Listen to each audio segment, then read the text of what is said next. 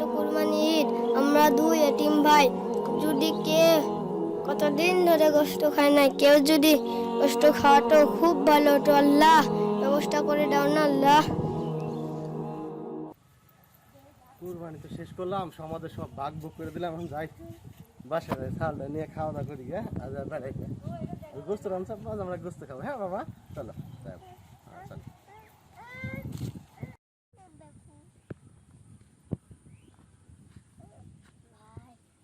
ভাই,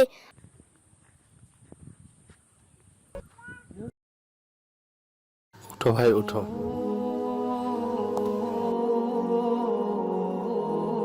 আমার ভুল হয়ে গেছে ভাই, ক্ষমা করে দাও। কি হয়েছে শোনা?